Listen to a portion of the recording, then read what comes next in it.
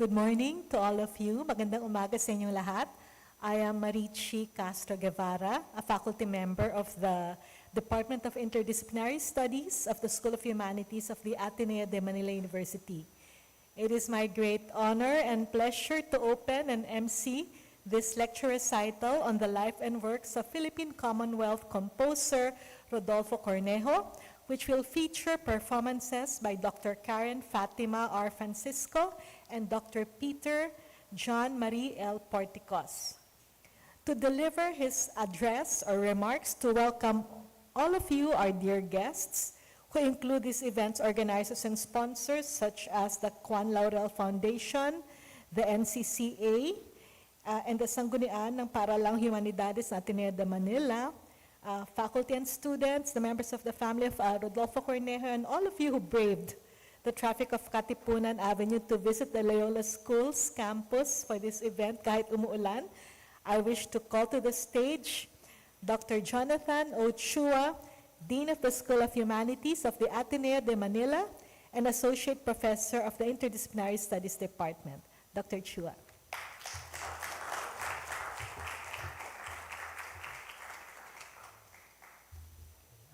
Thank you, Marichi. Thank you. I won't keep you, because we have to end at exactly 1:50 before the bell rings, right? My job is simply to perform a speech act, So welcome everybody to this lecture performance of the music of Cornejo, especially to our special guests, representatives from the National Commission for Culture and the Arts, the UST Conservatory, Fulbright Philippines, and I'd like to acknowledge also the presence of the Cornejo family. Where are they? There you are. Okay. For gracing this event. It's an honor. And Mr. Robbie Juan Laurel, one of our sponsors for this event. Congratulations for braving the rain and the traffic to come to Ateneo de Manila. Last week, Karen Francisco gave me a preview of the Rhapsody. It's very beautiful. It's a beautiful piece. It's going to be worth your time and trouble for coming here. So that's it. Good afternoon. Let's start.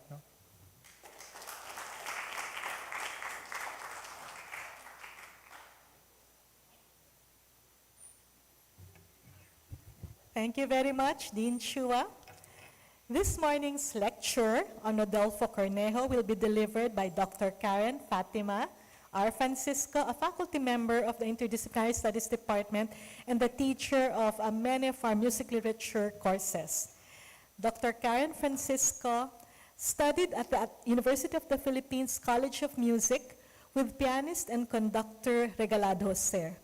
Early career landmarks include winning first prize at the Mozart Piano Competition at the University of the Philippines, and also first prize at the Rosario Picasso Piano Competition at Santa Isabel College, and second prize at the National Music Competition for Young Artists for categories A, 2, and C. At the age of 15, she was invited by national artist Lucrecia Casilag to be the pianist of the Manila Children's Choir for their concert tour in the United States and Canada at age 15. After graduating magna cum laude from the University of the Philippines College of Music, she was granted a scholarship from the National Commission for Culture and the Arts, whose members are represented here, to pursue her master's as a soloist at the Hochschule für Musik Franz Liszt in Weimar, Germany. She studied with pianists Gerlinde Otto and Rolf Dieter Arenz, and took chamber music from Ulrich Bates, violinist of the world-renowned ensemble the Abegg Trio. While in Berlin, she also took lessons from Klaus Besslier at the Hochschule für Musik Hans Eisler. As a promising student in Weimar, she had the privilege to take master classes from internationally acclaimed artists. She was also invited to do a radio recording of Dieter Acker's Stigmen in a classical music program, Figaro, for the Mitteldeutscher Rundfunk. Her international career as a pianist, chamber musician, and accompanist has included concerts in the Philippines, USA, Canada, Germany, and Switzerland. She has performed at the Cultural Center of the Philippines, the Philham Life, the Philharmonic Auditorium in Manila, the Renaissance Theater Berlin, and the Philharmonie in Essen. Karen was invited as a featured artist for the radio program Bravo Filipino on 98.7 DZFE, as juror and chairperson, piano category B, for the National Music Competition for Young Artists in the Philippines, and the solo artist and artistic director of the De La Salle Zobel Youth Orchestra for the Guam Performing Arts Festival. In 2014, she was invited by the Russian Ministry of Culture and the Russian Federation of UNESCO to represent the Philippines as a pianist at the 4th Asia-Pacific Music Festival in Krasnoyarsk, Russia. She earned her PhD in music, specializing in music performance under the guidance of Reynaldo Reyes and Dr. Abelardo Galang II at the Philippine Women's University. Additionally, she made a brief appearance in the Philippine adaptation of the Korean film, napanood ko po ito, Kiss to the Heart. Nasa Netflix po ito, no? Maganda po. In 2023, Karen was a Fulbright visiting scholar at the University of Michigan in Ann Arbor, focusing on researching the life and compositions of Rodolfo Cornejo, whose music we will preview this afternoon, a composer from the Philippine Commonwealth era. She also collaborated with Dr. Peter Porticos to record Cornejo's first Philippine Rhapsody for an NCCA competitive grant awarded to the Ateneo de Manila University, where she teaches with the IS department.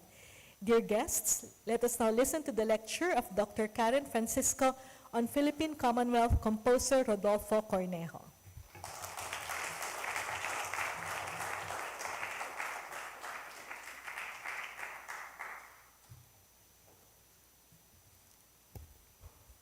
Good afternoon, everyone. Before anything else, I would like to thank Ateneo de Manila University, NCCA, and Fulbright Philippines for supporting my recording project and research on Dr. Rodolfo Cornejo. I am also grateful for the support of the IS department and for the Kwan Laurel donation to the School of Humanities. Thank you for making this lecture recital possible. I am very happy to acknowledge the presence of Mr. Rodrigo and Mr. Renato Cornejo, the sons of the composer.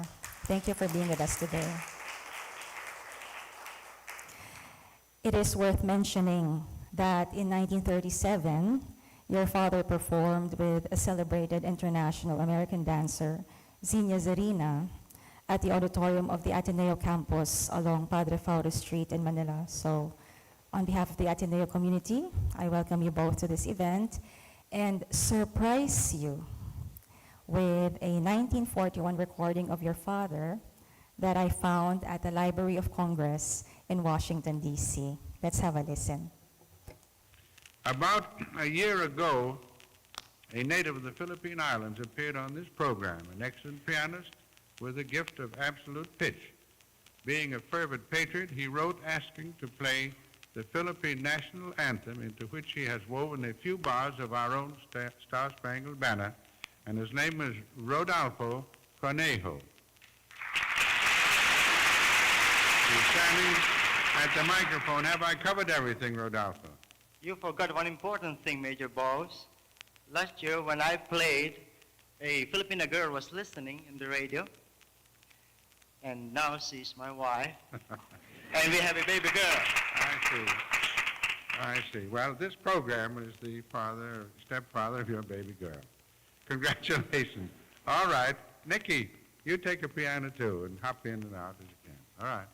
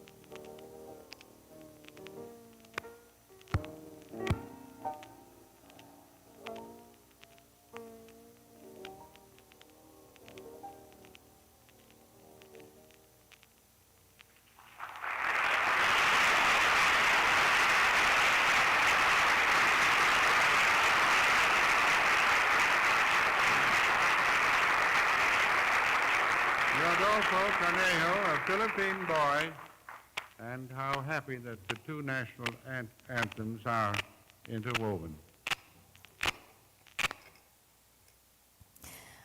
Cornejo played his arrangement of the Philippine national anthem, which was then called Land of the Morning, and the American national anthem, the Star-Spangled Banner, at a radio talent show called the Major Bowes Amateur Hour at CBS. If we listen intently to this performance, we can perceive orally how both anthems were interwoven throughout the work. There were passages where we heard a melodic fragment from the American national anthem clearly in the higher registers. In contrast, a motif from the Philippine national anthem in the bass resolutely supported the melody. They sometimes switched roles, like characters in a play that conversed, argued, compromised, or reconciled, like a negotiation. Towards the end, as the Philippine national anthem emerged in full force, the part where it shifted to the subdominant key, there was a dramatic transition consisting of powerful chords and octaves that, upon reaching the climax, slowly subsided in volume and tension, drawing the music to a close with a dotted upbeat motive of the Star-Spangled Banner, murmuring, till the audience responded with rousing applause. From my perspective as a pianist, I have always been amazed by Cornejo's lyricism and virtuosity. He could play his works, and when other pianists perform his musical compositions, they become fully aware of his high level of emotional expressiveness and technical virtuosity that is also demanded from them. I vividly remember performing my first Cornejo pieces, Polarus and Kandingan, in 2013 at a special 50th anniversary concert series of the UP College of Music and the Filipino Music Heritage Series at the Abelardo Hall. If there ever was anything preserved in my memory of that evening, it was the satisfaction derived from playing his music.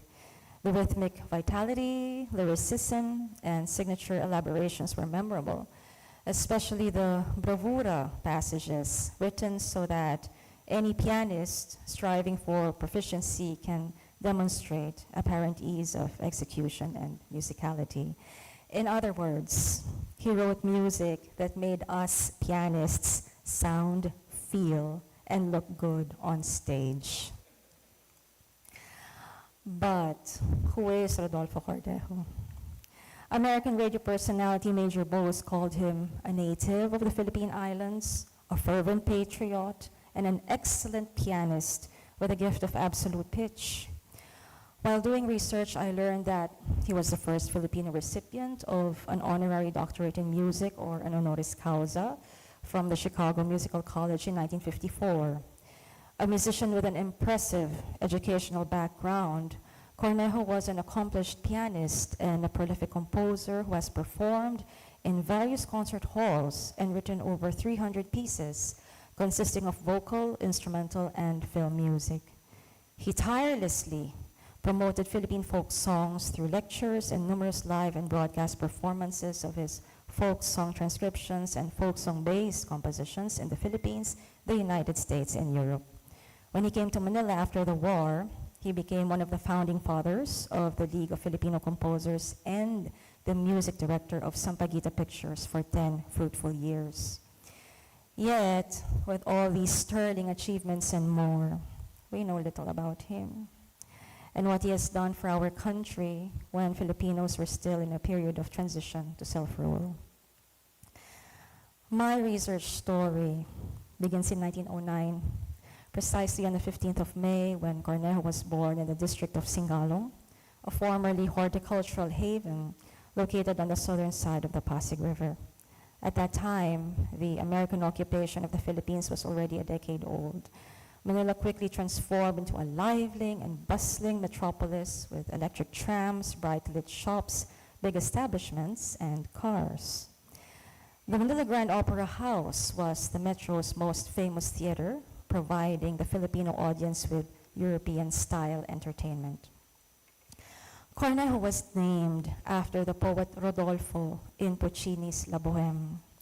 His father, Miguel Reyes Cornejo, hailed from Barrio Malibay, Pasay. His mother, Crisanta Tolentino Soldevilla, was a native of Gazan, Marinduque.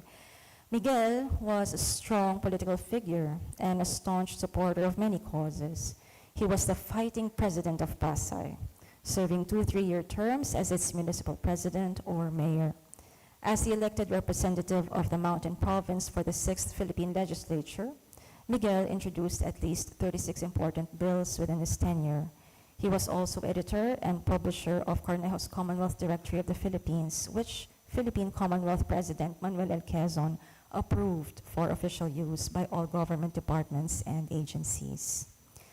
Cristina Soldevilla bore 13 children while married to Miguel Cornejo. Not much has been written about her, but she played a vital role in Cornejo's life. The initial stages of his lifelong love for music can be traced back to his mother, to whom several of his works were dedicated, like his first composition, Glissando Waltz, at age 10. After 2 years of rapid progress under the tutelage of Gelasio Reyes, Cornejo had 39 piano pieces by memory. Cornejo was a child prodigy who received support from his family and relatives in his musical endeavors. In 1923, his father finally enrolled him at the University of the Philippines Conservatory of Music to receive formal music instruction. It began a new chapter in Cornejo's life as a young musician. During the American colonial period, formal music education was introduced in public schools, which sparked a newfound appreciation for music as an artistic and social activity. Horatio Parker's The Progressive Music series from Silverbird and Company was a collection of music books designed for teaching and learning music. They contained folk songs familiar to American school literature, original songs written by other composers, or songs inspired by melodies of European classical composers. The Philippine edition of the same series for the primary grades, compiled by Norberto Romualdez, offered a diverse range of folk songs and other composed songs representing Philippine music. The songs from the series were meant to instill patriotism, good citizenship, good moral character, and a love of nature. In addition, music conservatories and colleges were established to give young musicians formal lessons in playing musical instruments, in music theory, harmony, counterpoint, orchestration, and composition. These conditions provided context for musical creativity, and consequently, Filipino musicians began to emphasize honing their techniques and deepening their musical insights. The UP Conservatory of Music was created as a component of the University of the Philippines through a bill penned and proposed by Senator Joaquin Luna. His bill was approved and passed as the Act of the Philippine Legislature number 2623 in 1916. The conservatory used to be along Hidalgo Street in Quiapo, where the 14-year-old Cornejo took his preparatory course with Robert L. Schofield, the appointed director of the conservatory. Schofield added subjects to the curriculum and was mainly known for encouraging students to compose works based on Philippine folk songs. Cornejo was a diligent student. After a year, he finished his preparatory course with high honors. In 1924, when the conservatory moved to Peral and Nebraska Streets in Ermita, Schofield recommended Cornejo to the university president, Rafael Palma, for appointment as government pensionado. Within the next 2 years, Cornejo took lessons from 3 of the finest musicians and most illustrious music professors in UP, to whom he felt partly indebted for developing his style: Francisco Santiago for piano, Nicanor Abelardo for theory and harmony, and Viennese conductor Alexander Lipay for composition. The musical practice of using folk songs, dances, rhythms, or harmonies identified with a specific country, region, or ethnicity as subjects for operas, symphonic poems, and other forms of music dates back to the early 19th century, when new nations emerged in Europe. The political conditions of 19th century Europe promoted the growth of nationalism, which provided the cultural and political framework for artistic expression and became a decisive power in the Romantic movement. For composers who wrote music to express their national identity and their country's aspirations for independent statehood, nationalism in music was also a reaction of young European nations against the domination of the mainstream classical tradition, whose standards were set by Italian, French, and German traditionalists. Much later on, in the early 20th century, composers from the United States and Mexico, like Still, Gershwin, Copland, and Chavez, became proponents of this movement called nationalism in music, which has traditionally been described as a late 19th century phenomenon associated with countries or regions aspiring to nationhood, whose composers strove to wed a national, or most often folk-based, musical idiom to existing mainstream genres. So, musical nationalism arose from this context, along with the Western notion of musical nationalism that spawned the creation of art music repertoire with musical ideas or melodic elements associated with a specific country, region, or ethnicity. Philippine folk songs, according to composer Eliseo Pajaro, were regarded as elevated expressions of the inner self of the Filipino. In the 1920s, when a book on folk songs harmonized by Santiago was about to be published, Cornejo studied music in a state-supported conservatory that provided fertile ground for the development of nationalism in Philippine music with an ideology that was initially in accordance with the tutelary programs of the American colonial government in the field of the arts and humanities. The UP Conservatory of Music played a vital role in developing Philippine folk music and dance traditions through the contributions of its faculty and students, which later became a valuable teaching tool in the American public school curriculum. In 1926, Cornejo presented Chichirichik as a concert paraphrase for piano and orchestra, which he performed to audiences in Manila, Baguio, Iloilo, and other cities in the Philippines. Since folk songs were a constant source of inspiration for him, he conceived the idea that through a slightly modernized scoring, Philippine folk songs could be used and ushered into the circle of standard classical repertoire in any part of the world. Relying on the success of Liszt, Brahms, Dvorak, Sarasate, and other composers who introduced folk songs of their respective countries into the urban musical culture, Cornejo was determined early on to popularize Philippine folk songs as classics by using them as themes to develop concert pieces for the world stage. In 1931, a year after Cornejo graduated with a teacher's diploma in pianoforte, science, and composition, then taught at the UP Conservatory of Music, he left for the United States to pursue further studies at the Chicago Musical College. Santiago and Abelardo were notable students of the same college. Cornejo studied under Rudolf Ganz in conducting and piano, Wesley the Violet in advanced composition, and Glenn Dillard Gunn in piano and piano pedagogy. Rudolf Ganz, an internationally renowned pianist, hailed as Chicago's #1 musical citizen, was the artistic director of Chicago Musical College when Cornejo was his student.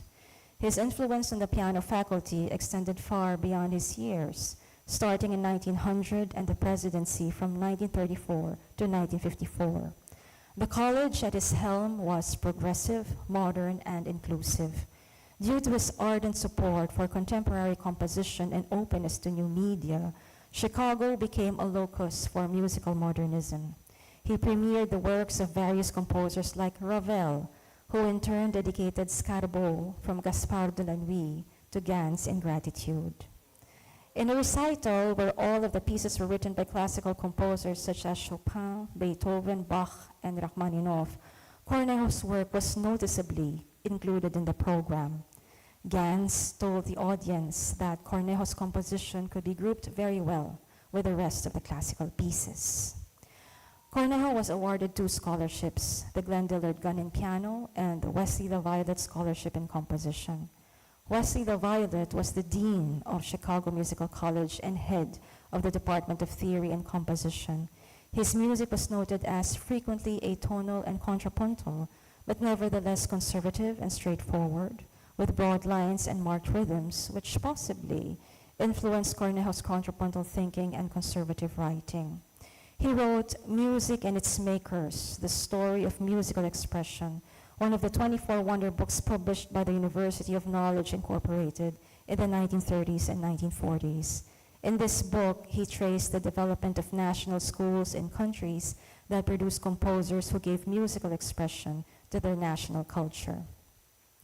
Glenn Dillard Gunn was a pianist, conductor, and music critic who wrote reviews for the Chicago Tribune, the Chicago Herald and Examiner, and the Washington Times Herald. One chapter of his book, Music, Its History and Enjoyment, is devoted to music and nationalism. In 1932, Cornejo was conferred a Bachelor of Music degree in piano, cum laude, and a Master of Music degree in composition the following year. His academic thesis, The Philippines, Her Native Instruments in Music, was well received. His orchestral thesis was his composition, Concerto in D minor for piano and orchestra, which he played as soloist during the commencement exercises with the Chicago Symphony Orchestra under the baton of violinist and conductor Leon Sametini. The environment, stimulation, extensive training, and opportunities provided by the college enabled him to compose music that garnered rave reviews from the Chicago music press, as you can see on the slides.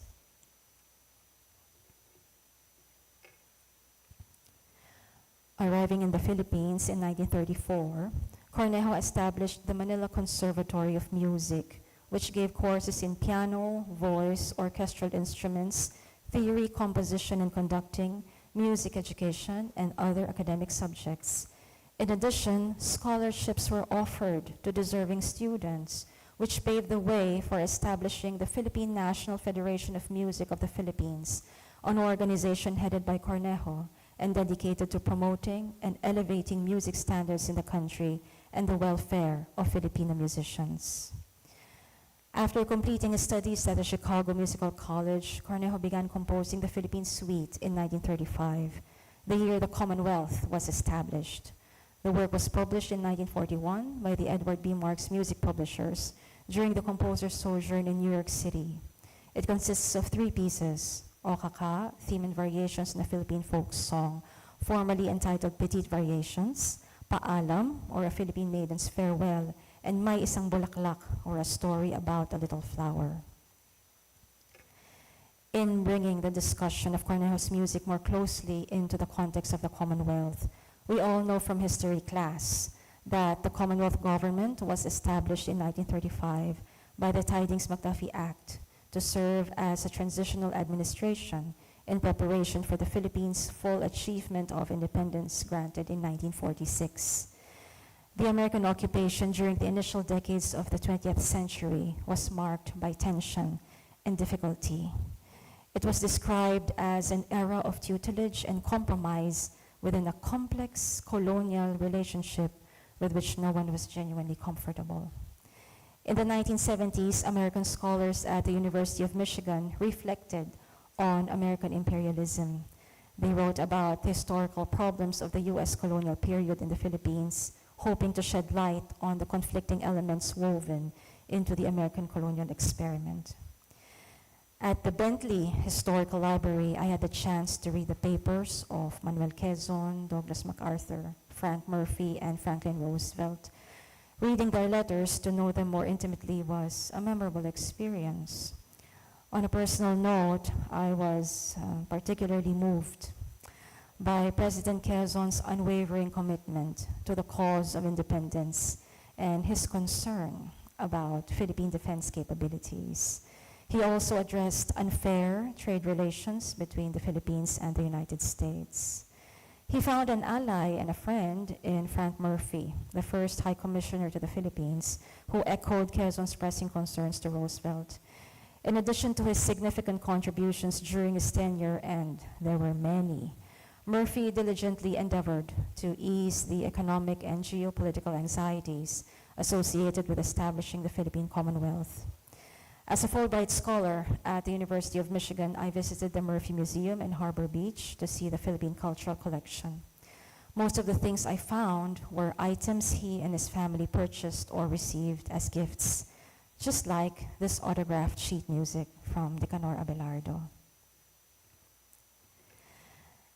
At the UP, Murphy was conferred the degree of Doctor of Laws, an honoris causa, for his eminent service to the cause of Philippine independence, which was mentioned in one of his monthly reports to the Bureau of Insular Affairs in Washington, D.C. At President Roosevelt's urging, Murphy ran for governor of Michigan and won the national elections in 1936. It is interesting to explore issues of power dynamics, identity negotiation, and the influence of cultural exchanges in the American Empire. The Commonwealth was a very fraught period in Philippine history. In this context, and the context of the American occupation, we can examine how Cornejo's music reflects actual happenings and national events. For music is, in a way, according to National Artist for Music Antonio Molina, a historical and social document.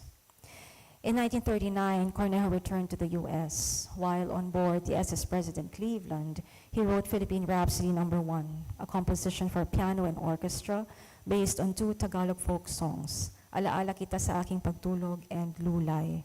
The composer premiered the work as soloist with the Los Angeles Symphony Orchestra under the baton of Gaston Usigli. From 1939 to 1942, Cornejo experienced a whirlwind of success in his life. He returned to Chicago and was appointed a member of the Chicago Musical College summer faculty. After that, he moved to New York to get his doctorate in composition at the Eastman School of Music and earned a fellowship in composition from the Juilliard School of Music. Philippine Rhapsody No. 2 was composed in New York City in 1942. Like the first Rhapsody, Cornejo introduced and developed 2 Tagalog folk songs, Aking Bituin and Bahay Kubo, as thematic material in this opus. Its first performance featured the composer as soloist with the CBS Concert Orchestra and conductor Bernard Herrmann, one of the greatest film composers in the U.S. and known for his collaborations with Alfred Hitchcock. The performance was on a coast-to-coast broadcast of the station in December 1942. Meanwhile, in the Philippines, Cornejo's success as a composer and concert pianist in the United States coincided with news from home that was far from good. The outbreak of World War II finally reached the Asia-Pacific region, and we all know what happened next. A year after the Commonwealth government went into exile in Washington, D.C., Cornejo received a letter from the Office of the President of the Philippines. It was signed by the Secretary to the President, Arturo B. Rotor, MD, and states that Cornejo had been appointed research assistant and assigned to the Office of Special Services for 1 year with an annual salary of $2,400 to perform the following duties: to compose an opera based on characters and scenes in the Philippines, to compose a symphony, to compose such other musical compositions as may be assigned by the office, to conduct such research in Philippine music, and to perform as a pianist, either as soloist or accompanist, in connection with whatever program the government may wish to hold.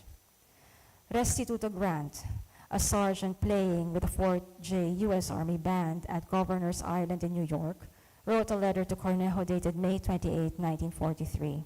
In it, Grant expressed his appreciation for Cornejo's march, General MacArthur, and his men.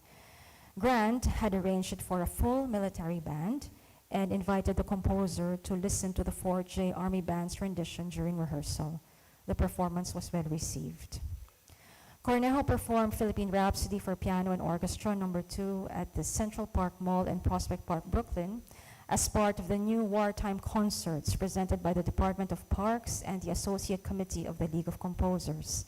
These concerts were devoted to new music in wartime by and for the citizens of Greater New York, uniting groups of different racial and cultural backgrounds as a symbol of democracy and art.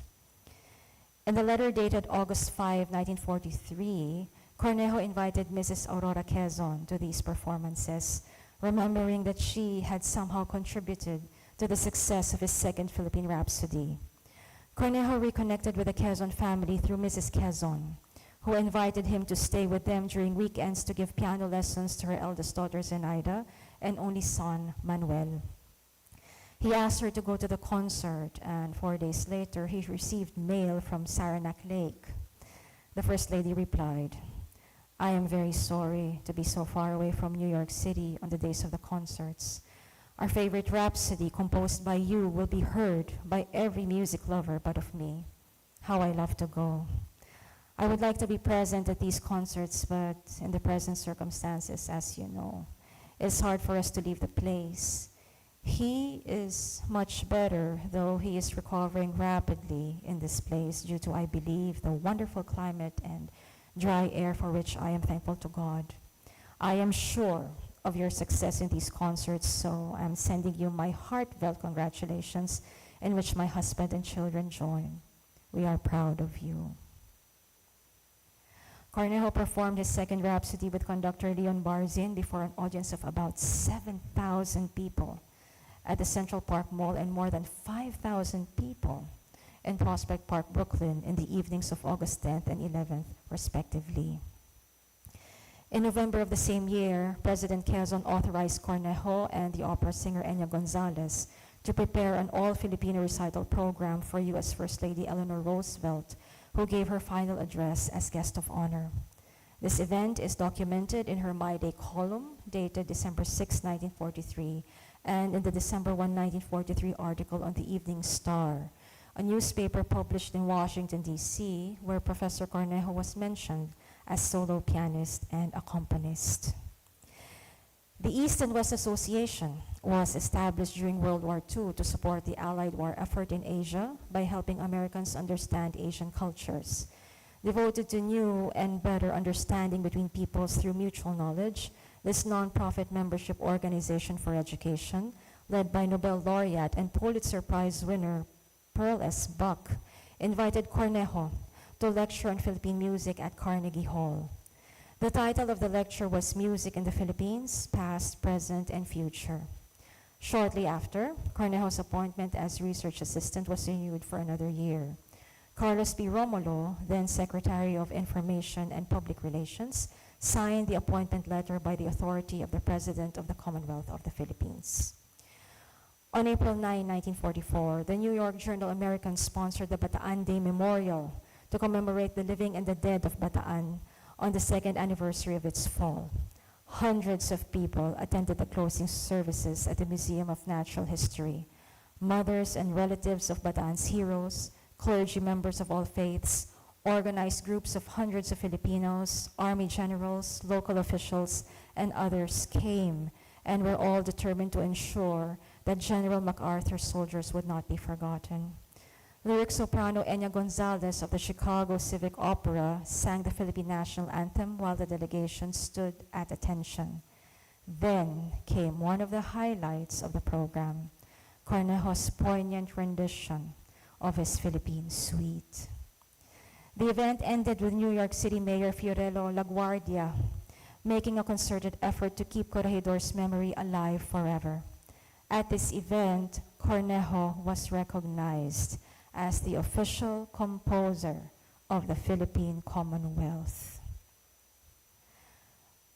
3 weeks later, Cornejo was assigned to write the musical background for a Technicolor documentary film on President Quezon's state funeral procession, and writes, 2 months later, General Douglas MacArthur returned, as promised, and landed at Leyte to launch the Philippines campaign. The war was won and independence was gained.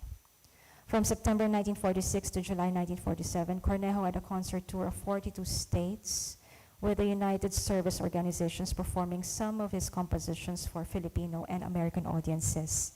He returned to war-scarred Manila in 1948. Before I proceed with the musical analysis of a selected work, I want to begin with a quote from the composer. He said, "I compromise my music. I do not want to be classified. I am not classic, romantic, impressionist, modern, or avant-garde, and so forth. But at the same time, I am also all of these. I am my own style. I have a way of suiting my style to my audience. I choose the idiom they can understand." Philippine Rhapsody No. 1 in G minor, the piece I will be playing with Dr. Porticos later, was written in the style of a rhapsody and is based on 2 Philippine folk songs, namely Alaala Kita sa Aking Pagtulog, a dreamy love song, and Lulay, a waltz tempo melody similar to the fandango style. If you look closely at the slide, you will find Roman numerals, if you can see them, like 1, 4, and 5, which represent the diatonic chords, or the different degrees of the musical scale, namely tonic, supertonic, mediant, subdominant, dominant, submediant, and the leading tone. Alaala kita sa aking pagtulog and lulay serve as thematic material for constructing this large-scale work for piano and orchestra. True to the form of a rhapsody, Cornejo's work reveals an integration of contrasting ideas in a single free-flowing movement that shifts in tempo, character, color, and tonality. Cornejo opted for a romantic treatment of the thematic material. Piano techniques evolved rapidly during the Romantic period, and these technical fireworks, among other things, made a pianist stand out in an orchestra. The fioritura passage work, or embellishment hovering over the melody from measures 31 to 32, is very noticeable and gives a quiet, rippling effect. Other characteristics include rapid-fire octaves, chromaticism, various dynamics, ornaments, and harp-like patterns. If we look at the harmonic analysis table, Cornejo already used secondary dominants to dress up the folk songs. However, the harmonic progressions of the folk songs remain intact in his Rhapsody. According to an article published in New York in the 1940s, Cornejo did not attempt to give color or tint of modernism so far as harmonic treatment is concerned, but rather to present the Philippine airs in the closest original and naive form, which he believes could easily be distorted by any attempt to dress them with dissonances. He had other orchestral works written during his period, like Princess Malindig, Planting Rice, Hail Democracy, Far Eastern Allies, and an atonal work called Oriental Fantasy for piano, strings, and percussion, which is found on YouTube. Cornejo performed it with conductor Howard Hanson and the Rochester Civic Orchestra. At this point, I am reminded of the importance of context in understanding music, which our very own Father Horacio de la Costa describes, along with faith, as a precious jewel that resonates deeply within the Filipino spirit.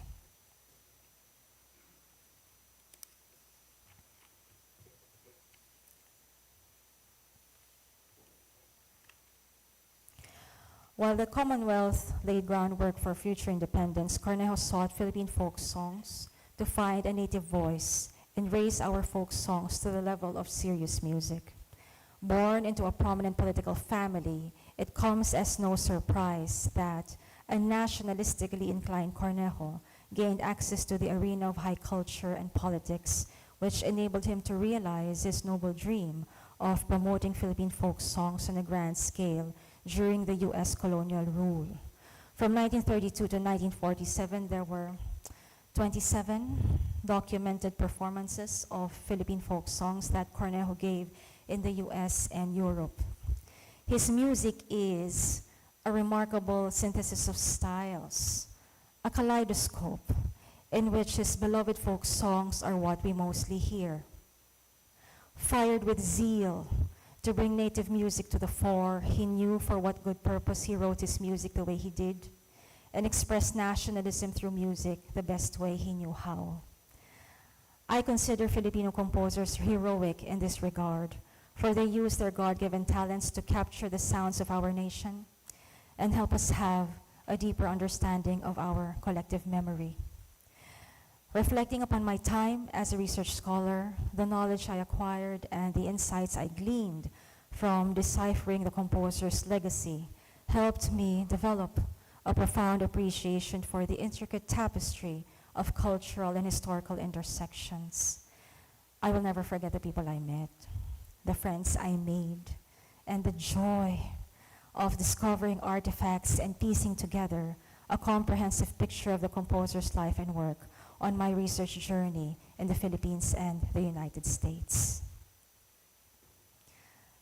To the students, where are you? I'm glad you're here to attend this lecture. I am doing this for you.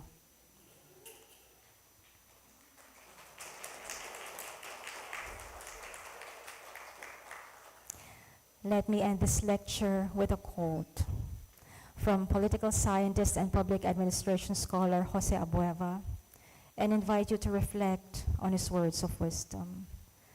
Filipino nationalism is love of our country. It is also love of country and God. It is cherishing what is Filipino, what makes us a nation distinct from other nations.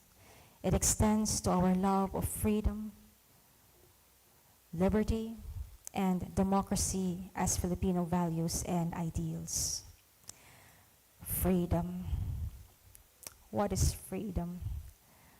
Sometimes I wonder what this means to us, but we know it has such a high price to pay. Let us remember that freedom is not the absence of restriction, but the capacity to find and fulfill one's purpose as a human being. May God help you find your purpose, dear students, and may He grant us all the healing of our memories. Thank you.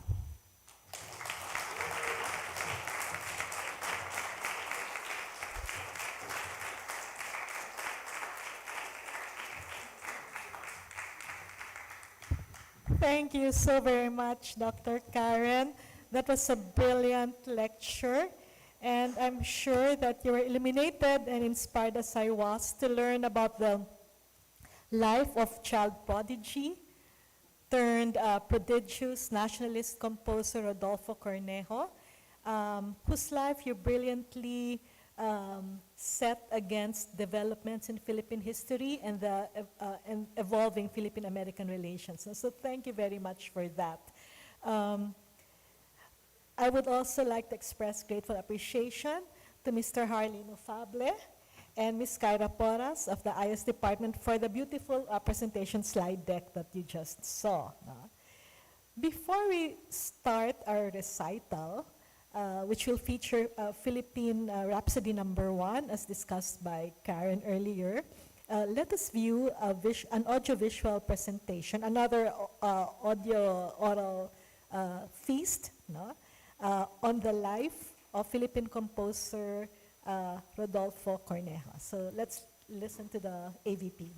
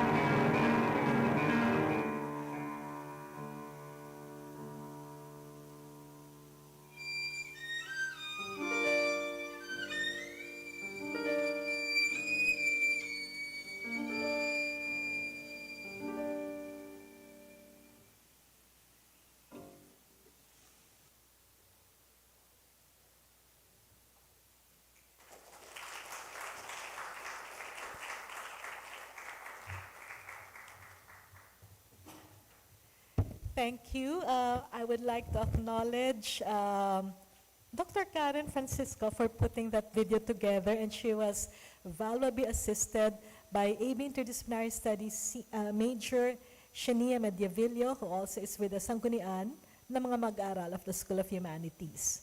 So, at this point, let us welcome back to the stage Dr. Karen Fatima Francisco for the recital proper, and she will be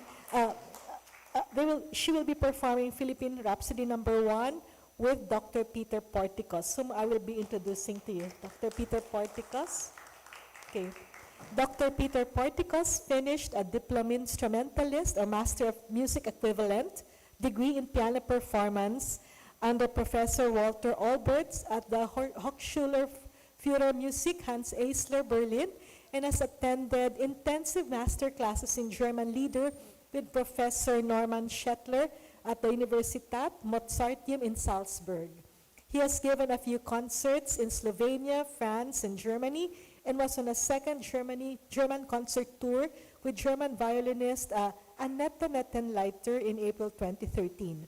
He has performed as soloist of the Manila Philharmonic Orchestra under Rodel Colmenar and of the UST Symphony Orchestra under Hermenegildo Ranera, Jeffrey Solares, Renato Resurrection, and Vienna-based concert pianist and conductor Aris Cases. He is active as soloist and chamber musician and has performed in concerts at the Film Live Theater, BDO Tower, Paco Park Presents, Concert at the Park, the Pundakit Chamber Music Festival, and at the Cultural Center of the Philippines, including its Filipino Artists Series. Peter Porticos also holds a Bachelor of Science in Mathematics degree from the Ateneo de Manila and a Bachelor of Music degree in Piano Performance, magna cum laude from the UST Conservatory of Music, where he was mentored in piano by Leonor Quilaico, the late Marina Escano, and Father Manuel Maramba, OSB. Dr. Peter Porticos is a faculty member of the UST Conservatory of Music. He finished his PhD in piano performance at the Philippine Women's University under Professor Reynaldo Reyes for piano major and under Professor Felicidad Prudente for dissertation. Dear guests, let us welcome Dr. Karen Francisco and Dr. Peter Porticos for their rendition of Rodolfo Cornejo's Philippine Rhapsody No. 1.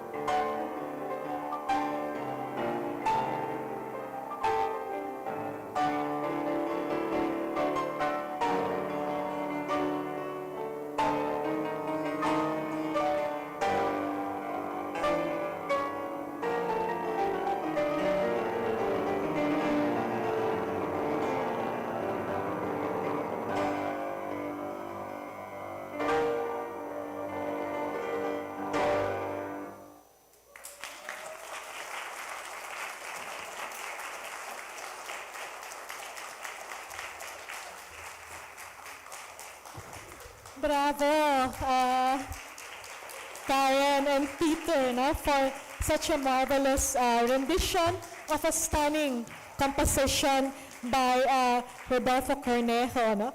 I wish to call to the stage, please don't leave yet. I wish to call to the stage our students, Shania Mediavillo and Jill Amodiel of the sanggunian ng mga mag-aaral ng Paralang Humanidades ng Ateneo de Manila to offer flowers or tokens of appreciation to Dr. Karen and Dr. Peter Porticos. Please.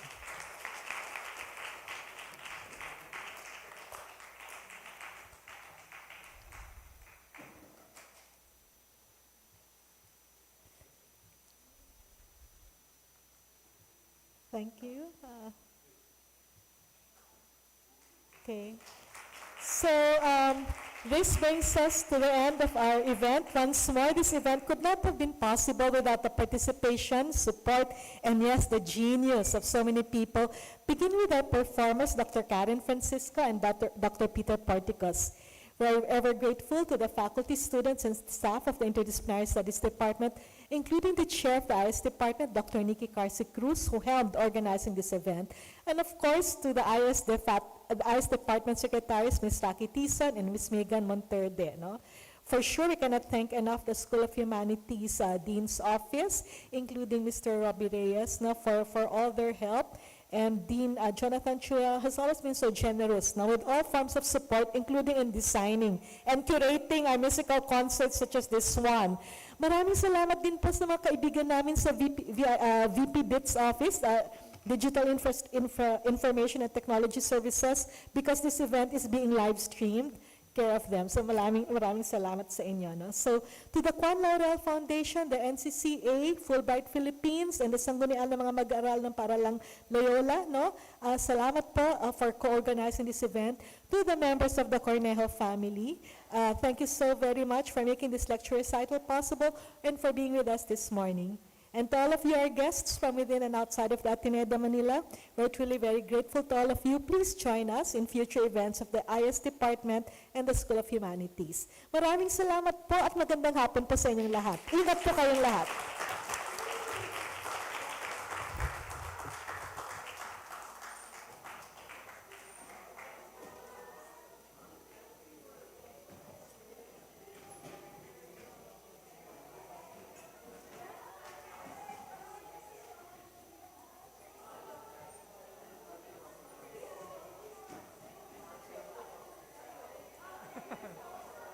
Exact, mag-build.